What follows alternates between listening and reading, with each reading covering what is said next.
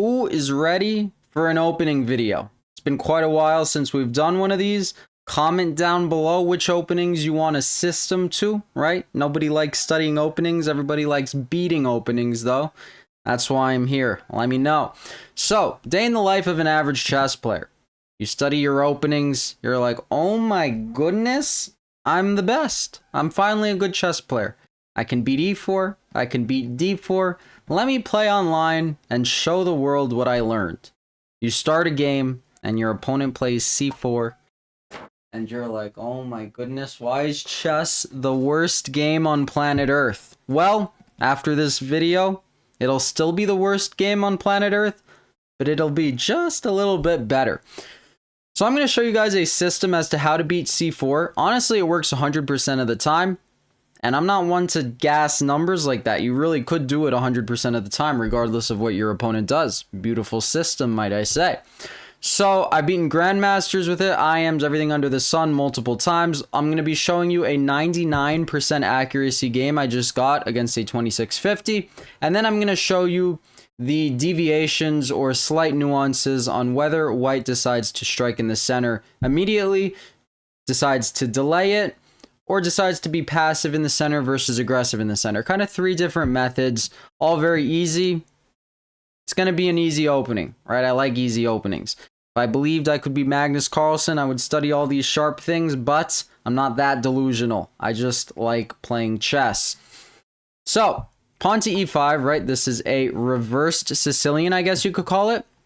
And what's fascinating is one of my students wanted to study on the Leningrad Dutch, and I never realized how similar the Leningrad was to this, but the Leningrad is so opening theory heavy. This, not so much, not at all, in fact. So g3, let's start with if they fianchetto, right? g3, bishop g2, they like aiming at this diagonal, and then move to is d6. So you might be like, that's a Philidor, and I would be, well, like, no, it's not, because they didn't play e4, so it's not a Philidor. But if you want to think of it as a Philidor against an English, be my guest, be my guest. So what is the point of the move pawn to d6? The point of the move pawn to d6 is to block in your dark squared bishop. Just kidding, pros and cons, every move has one, that's the con. The pro is you open up your light squared bishop, you defend e5 immediately, and what this allows you to do is it allows you to go pawn to f5 on move 3. Quite fascinating, but you guys know I love the Grand Prix against the Sicilian. This is a reverse Sicilian, so essentially it's kind of like a Grand Prix reversed, but this bishop is going to be a little more passive than active, but passive bishops are beautiful, and we're going to learn how to use them correctly and aggressively. We get the move knight to c3 developing, knight to f6 also developing, opening up for castling. You see it kind of resembles a Dutch. It's an opening that resembles a lot of things. Maybe it's like that because it's a system. Chess is a game of pattern recognition. So if you study a lot of different things, it's going to resemble a lot of different things. Pawn to d3, bishop to e7. Okay, so as you can see, black is just controlling the center and just trying to get castled. What are the middle game ideas going to be? Well, we are going to see. Pawn to e3. So as you can see, my opponent's not being aggressive in the center. Maybe he was spooked out by this line, this system. He's like, I don't have a setup against this. Let me just play precautiously. So the nice thing about that is if it's a system versus system, both sides are just able to get it develop and get their optimal attacking prospects. Pawn c6. What is the point of pawn c6? The point of pawn c6 is multifaceted, I would say. It blocks their light squared bishop. It stops this knight from coming to d5 or b5, because a lot of the time you don't want to take and double up their pawns, because then they can use the c file very well. And then, I mean, I'm sure people have gotten forked on c7 before. Have you gotten forked on c7 before? It'll never happen if you have a pawn on c6. That's why if you play the Italian as white, I highly recommend c3 to stop this knight d4 fork thing. I tell my students that are like under 1500 to play like that because a precautionary measure is always good, right? We don't like pins, we don't like forks. We get castles and knight to a6. So that's the other idea of pawn to c6, right? It's every time a pawn is pushed, it's not just to push the pawns, right? It's not only just to cover squares, to make the pieces worse. Pawns are the exoskeleton of your position. So your other forces maneuver around the skeleton of the position, around the exoskeleton of the position. That's how I feel about it. So pawn to c6, it opens c7. So this knight goes to a6. You might be like, hey, that's a knight on the side of the board. Knights on the side of the board are not great. Principles are made to be broken. You're good enough to start learning about that. You know, that kind of annoys me when people are like, oh, just do tactics. Just do tactics. Don't learn about positional chess until you're like 16 or 1800. I'm like, no, learn positional chess as soon as you could. I've taught people who are like 800 and they go to 1600 in 6 months. And had they listened to someone that said, just do tactics, I don't think they would have went up that much, because like tactics are the fun part, but positional chess is the nuanced part. And I've grown to appreciate positional chess. So learn positional chess at any level. If anybody says you're not highly rated enough yet to start looking at positional chess, you tell those people you're no Magnus Carlsen and see how they react, because it's true. The other point of this knight on a6 is it stops the move pawn to b4. That's why rook to b1 is the best move, because he wants to go pawn b4, kind of like a bayonet attack against a King's Indian, right? He wants to pry open the queen side to reinvigorate this bishop here on g2, this fianchettoed guy. And now you don't really have an option to stop b4, so you kind of just need to let him have it. Queen to e8. Okay, whenever they have a fianchetto, kind of like in the Dutch, I'm going to be referencing many things. And let me know if you guys want the opening videos to run any differently. If you like the way I explain it. If you don't, I'm all ears. I am all ears. I do not get offended at all. That's the only good quality about me.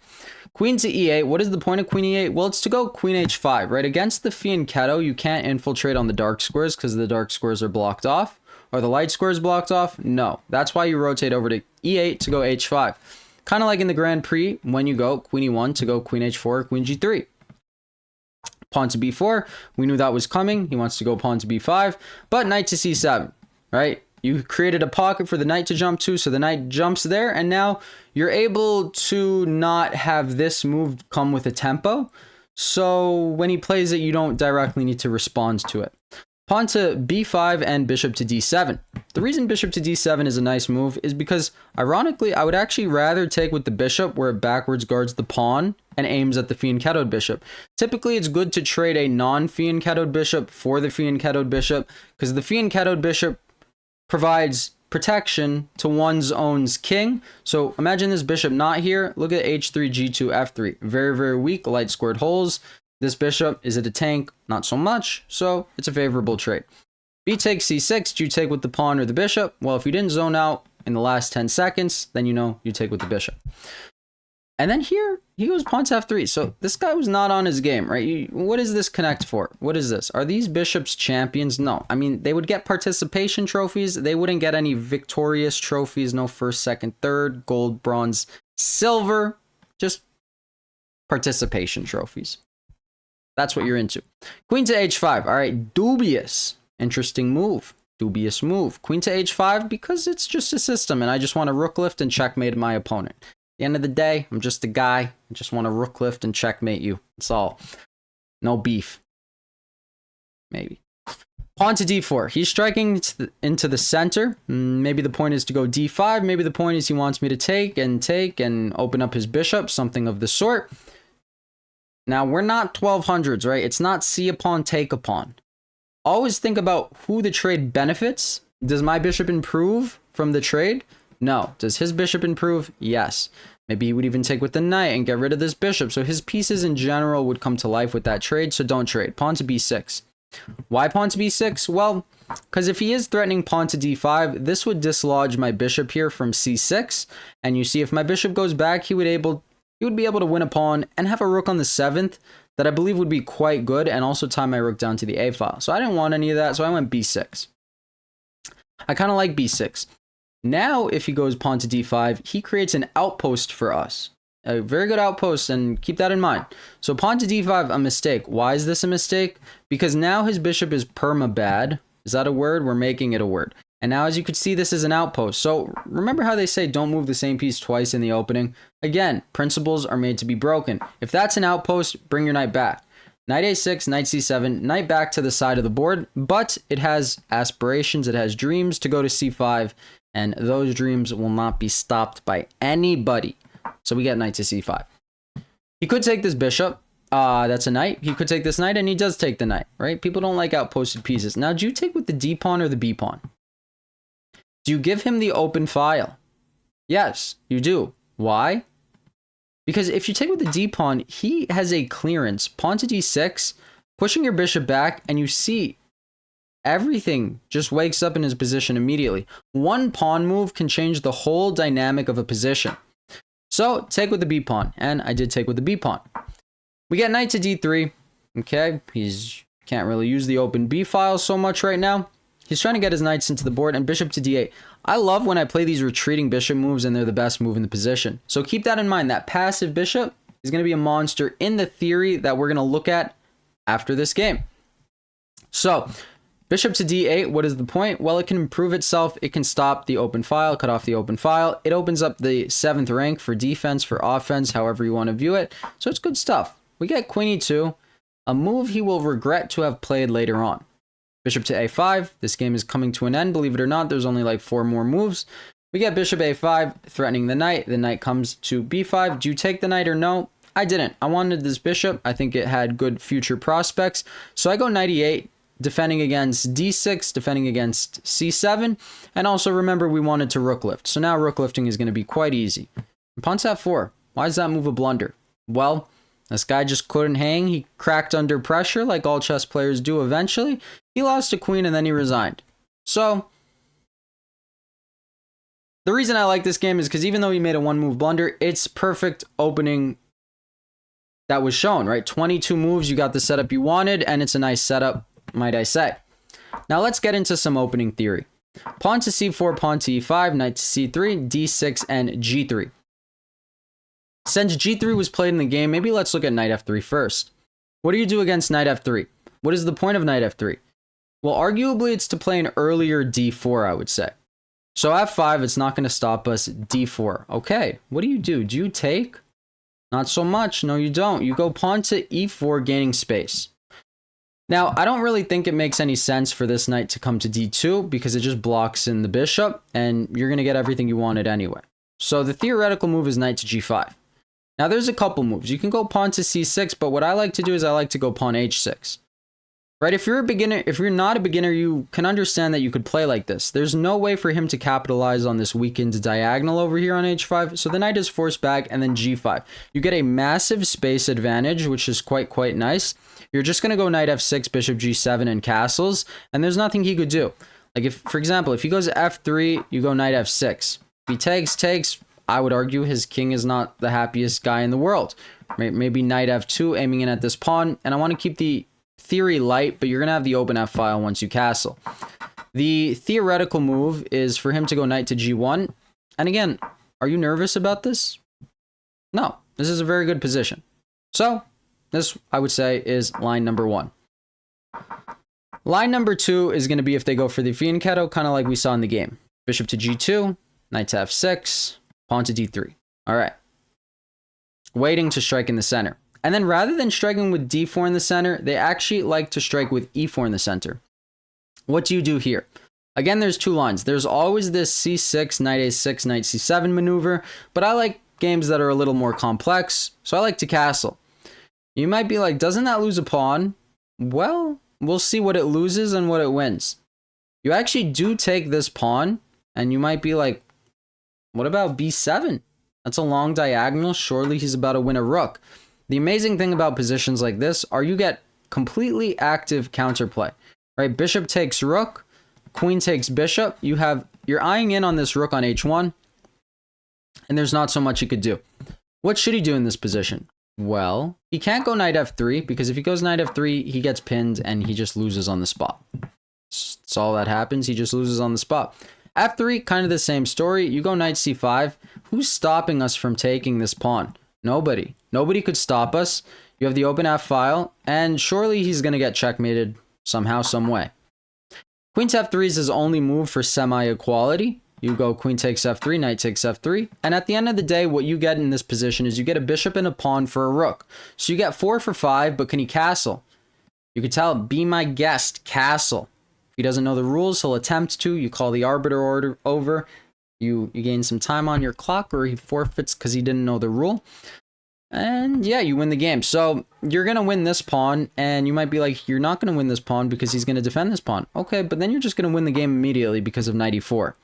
Right? He has too many light squared holes. You can't go for a fianchetto and then lose your fianchettoed bishop. It's just bad for business. You're just going to lose the game quite quickly. Right? Knight takes, bishop takes, and he lost. And then if he doesn't do that, like if he defends the knight, for example, then you just mouse slip. You just take the knight on f3 and you just win the game. So that's quite a nice position as well. What else do we have? I remember there is one more line I would like to show. And it's if they go d4 in this position. If they strike before knight f3, knight f6, bishop g2. What do you do here? Don't take, but also don't push. Because if you push, f4 is going to be a hole immediately. You actually go bishop to e7. Again, kind of reminding me of a King's Indian. In this position, we would arguably get, well, either a normal position, right, with all the normal ideas that were explained in the game. So the main setup was explained in the game. These are the nuances. But bishop t7 takes, d takes e5, and you get this nice center control. You might be like, hey, that's a queen trade, right? Because we're going to trade queens favorably. So he's going to take, do you take with the king or the bishop? You take with the bishop, right? The bishop is always on d8. It's kind of like the Grand Prix that I showed when I beat the 2800 some in change. And you get these bishops where you're probably going to go c6 to stop their bishop. You have the bishop over here that can pin them, or go to c7 or go to b6.